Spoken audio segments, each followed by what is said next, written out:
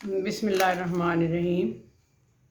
M A Urdu अदब साल अव्वल पर्चा अव्वल क्लासिकी शायरी। आजकल पर्चा अव्वल के बारे में लेक्चर अपलोड हो रहे हैं और हमने इससे पहले 3 शोरा की गज़लियात की तशरीह पेश की है, वली, मीर दर्द और आतिश। मोमिन की तीसरी गज़ल पेश है, इससे पहले 2 इनकी भी हो चुकी हैं। अब आप इसको देखिए और सुनिए और अपनी राय से ज़रूर आगाह कीजिए। शेर नंबर 1। दफन जब खाक में हम सोख्ता सामा होंगे, फिलस माही के गुल शमा शबस्तां होंगे। फिलस माही होता है मछली के ऊपर की जो स्किन होती है ना, उसके जो चांदे से लगे होते हैं ना, वो जो चमकते हैं ना, उसके बारे में। मोमिन बिला के हुसन परस्त और आशिक मिजाज थे। हुसन परस्ती और इश्क बाजी उनकी फितरत में शामिल थी। इस गज़ल में भी वो यही रोना रोते हुए के नज़र आते हैं। वो कहते हैं कि हम जब खाक में जले हुए बुझे हुए दिल के साथ दफन हो जाएंगे, और तब भी ए महबूब तेरे खिलवत खाना में शमा बनकर मछली के ऊपर के परों के जो चमकदार एक छोटे छोटे से टुकड़े लगे हुए होते हैं, उनकी चमक बनकर, यानी चारों तरफ चमक होगी तुम्हारे कमरे में, तुम्हारे उस रहने की जगह में जहाँ पर हमारी याद, यानी इनका कहने का मतलब ये है कि तुम्हारे हर तरफ हमारी याद ही याद होगी, फैली हुई होगी, हम तुम्हारे ज़हन से कभी नहीं उतरेंगे। अगला शेर। नाजुक अंदाज जिधर दीदा ए जाना होंगे, नीम बिस्मिल कई होंगे, कई बेजाना होंगे, बेजा होंगे। शायर महबूब के होशरुबा, शायर की महबूब की होशरुबा आँखों के तिलिस्म का जिक्र करते हुए कहते हैं कि वो नाज़नीन जिनकी खूबसूरत आँखें जिस जानिब भी अपने अश्वा और नाज के तीर बरसाती हैं, उस तरफ कितने ही आशिक नीम जान नीम बिस्मिल की सूरत में तड़पते हुए नज़र आते। और कई ऐसे हैं दूसरी तरफ जो कि घायल हो जाते हैं, कई बेचारे तो अपनी जान से जाते हैं, अपनी ज़िंदगी ही से हाथ धो बैठते हैं।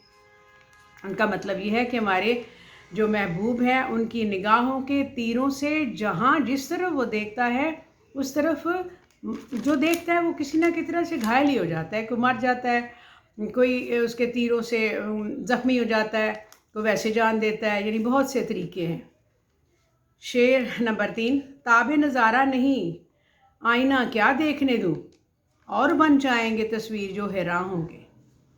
कहते हैं कि महबूब के हुस्न की आबो ताब से मेरी आंखें चुधिया जाती हैं, लिहाजा मैं उसे आईना नहीं देखने देता, क्योंकि अगर उसने आईना देख लिया तो ख़ुद को इतना हसीन व जमील पाकर वो खुद ही हैरान हो जाएगा और वो खुद ही अलग एक तस्वीर की तरह से हो जाएंगे जो असल से भी बेहतर होती है। और ऐसा हुआ तो वो ताबे नज़ारा मेरे लिए मुश्किल होगी। अगला शेर। तू कहाँ जाएगी कुछ अपना ठिकाना कर ले, हम तो कल ख्वाबे अदम में शबे हिजरा होंगे। शायर शबे फुरकत से इस दर्जा मानूस हो चुका है कि उसे ये फ़िक्र खाए जा रही है कि उसके मरने के बाद ये तन्हा रह जाएंगे, इसलिए कि वह शबे हिजरा को मशवरा देते हुए कहते हैं कि ए जुदाई की रात तू किसी और को अपना बना ले, कहीं और ठिकाना कर ले, अपना साथी बना, क्योंकि अब तो हम अबदी नींद सोने वाले हैं और हमारी जगह कोई और भी ले ले तो हमें कोई फ़र्क नहीं पड़ता। यानी महबूब का साथी हमारे अलावा कोई और भी हो जाए तो हमें कोई फ़र्क नहीं पड़ता, क्योंकि अब तो हम इस दुनिया से जाने वाले हैं। शेर नंबर 5। नासिहा दिल में तो इतना तो समझ अपने को, लाख नादा हुए क्या तुझसे भी नादा होंगे। कहते हैं कि आशिक जब इश्क के आर्ज़े में मुब्तला होता है तो उसे हर नसीहत करने वाला ये नसीहत करता है कि इस कठिन राह पर चलने से बाज रहे। तलकीन करता है, नसीहत करता है। इसीलिए शायर नसीहत करने वाले से मुखातिब है कि हम लाख नादान और नाअक्बत अंदेश सही, हम तुझसे बढ़कर नादान नहीं हो सकते, क्योंकि हम किसी को किसी सूरत में भी तर्क उल्फत की नसीहत नहीं करेंगे जो तुम हमें कर रहे हो। शायर को नसीहत करने वाले की ये नसीहत तो हरगिज़ भी पसंद नहीं कि वो उनको इश्क से बाज रखे। अगला शेर, करके ज़ख्मी मुझे नादिम हो ये मुमकिन ही नहीं, गर वो होंगे भी तो बेवक्त पशेमा होंगे।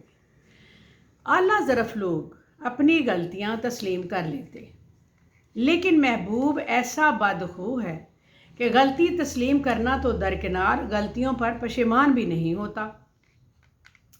चाहने वालों पर इतने जुल्म ढाता है कि हद हो जाए, फिर भी उसका दिल ज़रा भी मलामत नहीं करता। शायर कहता है कि मुझे ज़ख्मी करके वो पछताएं ये तो मुमकिन नहीं, और अगर वो नादिम हुए भी तो बेफ़ायदा होगा, क्योंकि वो आए हैं पशेमान लाश पर, अब तुझे ए ज़िंदगी लाऊं कहाँ से। मतलब ये कि हमारे मरने के बाद अगर हमारी लाश पर हमारे लिए किसी बात से वो पशेमान भी होंगे तो उसका हमें तो कोई फ़ायदा नहीं होगा। अगला शेर, एक हम हैं कि होते ऐसे पशेमां के बस, एक वो हैं कि जिन्हें चाह के अरमां होंगे। शायर कहता है कि हम इश्क के हाथों आजिज़ और नाला हैं, पशेमान हैं, जबकि लोग इस इश्क की आरज़ू करते हैं, उन्हें दरअसल राह इश्क के कठिन मंजिलों का पता ही नहीं। वो हरगिज़ ऐसी ख्वाहिश ना करते अगर ये उन्हें पता होता कि हम क्या कुछ भुगत रहे हैं। हमें बर्दाश्त करते हुए देखकर वो हरगिज़ भी कोई किसी किस्म की बात को ना ख्वाहिश करते, ख़ास तौर पर इश्क की। अगला शेर, मिन्नतें हज़रत ईसा ना उठाएंगे कभी, ज़िंदगी के लिए शर्मिंदा एहसान होंगे। शायर कहता है कि हम जो इस ला इलाज मर्ज़ यानी इश्क में मुब्तला हैं, मरीज़ इश्क हैं, हम इससे शिफा हासिल करने की ख्वाहिश में हज़रत ईसा जो मुर्दों को ज़िंदा करते थे, बीमारों को शिफा देते थे, हम उनके ज़ेरे एहसान नहीं होना चाहते, क्योंकि हमारा मर्ज़ एक अनोखा मर्ज़ है। हम हज़रत ईसा से नई ज़िंदगी तलब करके एहसान नहीं उठाएंगे। ये शायर की खुददारी का एक मज़मून है जो इन्होंने पेश किया है कि हम किसी तरह से भी अपने आप को एहसानमंद नहीं हम होंगे, चाहे हम मरने वाले हों, लेकिन हज़रत ईसा जो ज़िंदा करते हैं, हम मतलब उनका ये है कि हम होंगे ही नहीं ज़िंदा, चाहे पैगंबर ही क्यों ना कोशिश करे। हमारा ज़रा मर्ज़ अनोखा है। अगला शेर, फिर बहार आई वही दश्त नवर्दी होगी, फिर वही पाँव वही खारे मुगेला होंगे। मतलब बबोल के कांटे, कीकर के कांटे जो चुभते हैं ना, वो इनके पाँव में चुभेंगे। कहते हैं कि बहार का मौसम आशिकों के लिए बहुत अहमियत रखता है, इस तरह कि बहार की आमद पर मरीज़ इश्क की दीवानगी कुछ और बढ़ जाती है।